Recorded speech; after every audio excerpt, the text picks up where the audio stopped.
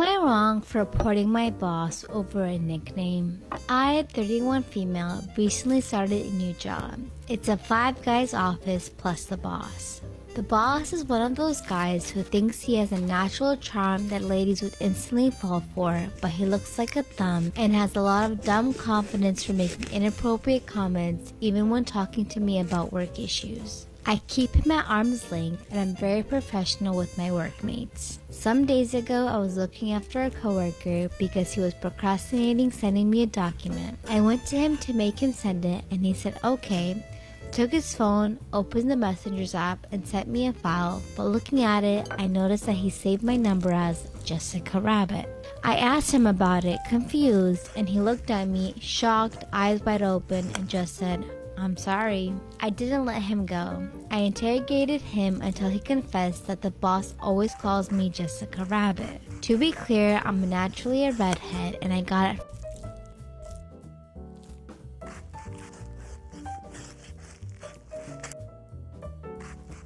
Am I the asshole for canceling my credit card after my boyfriend refused to return it to me? I'll preface this by saying that I, 27 female, and my boyfriend, 30 male, have been together for 3.5 years. I've been jumping from one job to another while he has been unemployed due to health issues that affected his performance at work. Usually, I'm the one handling rent, bills, groceries, etc. I use my credit card to make any purchases I want. Last week, my boyfriend out of nowhere asked for my credit card. I asked why since I'm the one who handles payments and supermarket trips. He told me he wanted to buy some food and I agreed to let him take it but told him to return it later.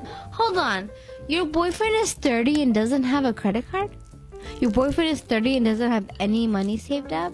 Your boyfriend is 30 and sitting his ass at home expecting his girlfriend to provide and take care of him? Just wanted to make sure. He got back later and when I asked about my credit card, he was like, "What credit card?" I thought he was just joking, so I told him to just give it back. He said he'd just keep it with him. I asked why and he said so he could start handling paying for stuff on my behalf.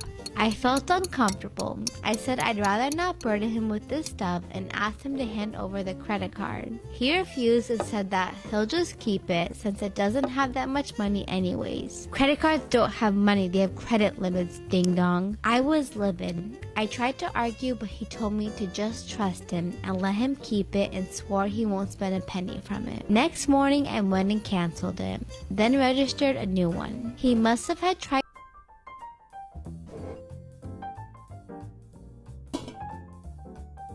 I stole my then best friend's wedding cake the day of the wedding. My 28 female, best friend 31 female was supposed to have her wedding in mid-January. It was scheduled to be a very lavish wedding, the theme being blue because she didn't want to have white on white with the snow. My best friend was being quite a bridezilla the days leading up to her wedding, and bridezilla is not quite the word for the day of. She was being a complete bitch for lack of better words. My task, of course, was going to be something simple for someone who had done so much to help me. Her words. This task was very much not simple. The drive to the bakery was a 45-minute trip each way, and the bride suggested I drive slowly to avoid the cake being messed up. So I would have to take a separate route which would end up being around an hour and 15 minutes on the trip back with the cake. I got up bright and early at 6 a.m. and began the trip shortly thereafter. By the time I got back to the venue with the hotels everyone was staying in, it was about 9 o'clock.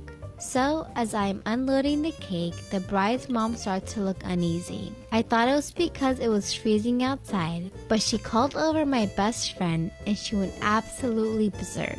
Well, somehow, she failed to inform the cake decorator that she would like the cake to be a matching blue color as well. How does one forget to do this?